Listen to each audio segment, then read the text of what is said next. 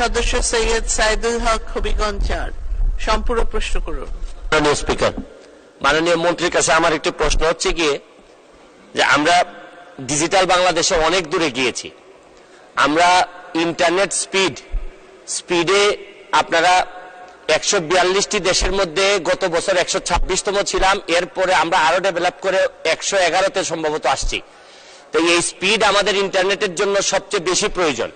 এই স্পিড বাড়ানোর জন্য নেক্সট কি কার্যক্রম, এবং স্পিড না থাকার কারণে মাননীয় মন্ত্রী আপনারা আমাদের যে ফোন অপারেটর যাদের ফোন সিম আমরা ব্যবহার করি, তারা বিভিন্ন ধরনের এমবি বিভিন্নভাবে কেটে নেয়। এই অভিযোগগুলো আপনি জানেন। এইগুলা আমরা এন্ড ইউজার তারা ফোন কোম্পানির সাথে আমরা কুলায় উঠতে পারি না। আপনি জানেন যে এই ধরনের কোনো প্রতারণা হইলে আমরা জিডিও করতে পারি না। এই ব্যাপারে আমরা আপনাদের সরকার থেকে আমাদেরকে প্রোটেকশন দেওয়ার জন্য আপনাদের কোনো এক্সপার্ট প্যানেল আছে কিনা এটা একটু জানতে চাই মাননীয় মন্ত্রী। ধন্যবাদ। ধন্যবাদ মাননীয় সদস্য। মাননীয় মন্ত্রী। ধন্যবাদ মাননীয় স্পিকার। মাননীয় স্পিকার, মাননীয় সংসদ সদস্য মহোদয় 3টি বিষয়ের অবতারণা করেছেন, খুব গুরুত্বপূর্ণ। প্রথমত হচ্ছে যে আমাদের ইন্টারনেটের স্পিড।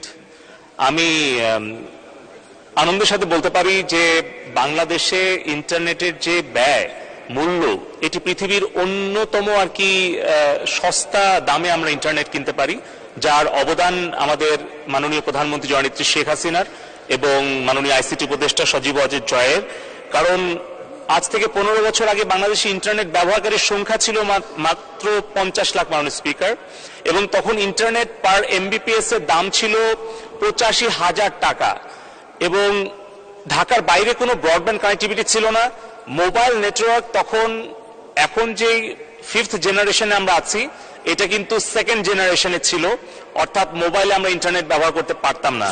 সেইখান থেকে কিন্তু এখন ইন্টারনেট আমরা পার এমবিপিএস 50 টাকায় নামিয়ে আনতে পেরেছি, এবং বাংলাদেশে ইন্টারনেট ব্যবহারকারীর সংখ্যা 13 কোটিতে উন্নীত করতে পেরেছি, এবং ঢাকা থেকে বিভাগ, জেলা, উপজেলা হয়ে এখন ইউনিয়ন, এমনকি আপনি যদি প্রত্যন্ত চর কিংবা দ্বীপ কিংবা পাহাড় যেখানেই যান, বাংলাদেশের 98% ভূখণ্ড এখন 4th জেনারেশন মোবাইল নেটওয়ার্ক আওতায় এসছে। এখন 19 কোটি সিম ব্যবহারকারী। কিন্তু এই যে মোবাইল ফোনের যে বিপ্লব, ইন্টারনেট ব্যবহারের যে বিপ্লব, এটি কিন্তু সম্ভব হয়েছে মাননীয় প্রধানমন্ত্রী জননেত্রী শেখ হাসিনার দূরদর্শী নেতৃত্বের ফলে।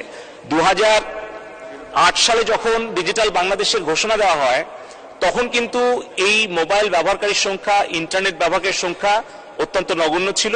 সেখান থেকে আমরা এসেছি, এবং 1998 সালে যখন মাননীয় প্রধানমন্ত্রী মোবাইলের মনোপলি ভেঙে দিয়ে 4টি কোম্পানিকে উনি লাইসেন্স প্রদান করেন, তার ফলেই কিন্তু আজকে আমরা এই মোবাইলের সম্প্রসারণ এবং সাধারণ দরিদ্র মানুষের কাছে স্বল্প মূল্যে মোবাইল ফোন এবং ইন্টারনেট পৌঁছে দিতে পেরেছি। দ্বিতীয় যে অংশটি হচ্ছে যে আমরা গতকালকেই আমাদের বাংলাদেশ টেলিযোগাযোগ নিয়ন্ত্রণ কমিশনের উদ্যোগে আমরা একটি গণশুনানির আয়োজন করেছিলাম, যেখানে ফিজিক্যাল এবং ডিজিটাল মাধ্যমে 3000 জন প্রশ্ন জমা দিয়েছিলেন। 3 ঘন্টা ব্যাপী আমরা শুনানি করেছি। সেখানে আমরা এই মোবাইল নেটওয়ার্ক অপারেটরদেরকে, ইন্টারনেট সার্ভিস প্রোভাইডারদেরকে আমরা কিন্তু জবাবদিহিতার কাতারে এনেছি, সরাসরি গ্রাহকদের প্রশ্নের সম্মুখীন করেছি, এবং আমরা সমাধানের পথও দিয়েছি। এবং তৃতীয়ত যেটা আমি বলবো, যে আমাদের যে ভবিষ্যতে যে পরিকল্পনা, সেখানে অবশ্যই যে কোনো গ্রাহক, তিনি সংসদ সদস্য হন অথবা সাধারণ একজন নাগরিক হন, কৃষক হন, শ্রমিক হন, তারা যদি আমাদের বিটিআরসিতে অভিযোগ করেন, তাহলে সেই মোবাইল নেটওয়ার্ক অপারেটর কিংবা ইন্টারনেট সার্ভিস প্রোভাইডার, যত প্রভাবশালী, যত বড় কোম্পানি হোক, তাদেরকে আমরা আর্থিকভাবে ফাইন করব, তাদেরকে আমরা আইনের আওতায় আনবো, এবং আমাদের সেই আইটি অডিট টিম রয়েছে, ফাইন্যান্সিয়াল অডিট টিম রয়েছে। আমরা সেই জবাবদিহিতা নিশ্চিত করছি বলেই আমাদের বিটিআরসি থেকে কিন্তু 73,000 কোটি টাকা আমরা আমাদের রাজস্ব খাতে জমা দিতে পেরেছি। ধন্যবাদ মাননীয় স্পিকার। ধন্যবাদ মাননীয় মন্ত্রী।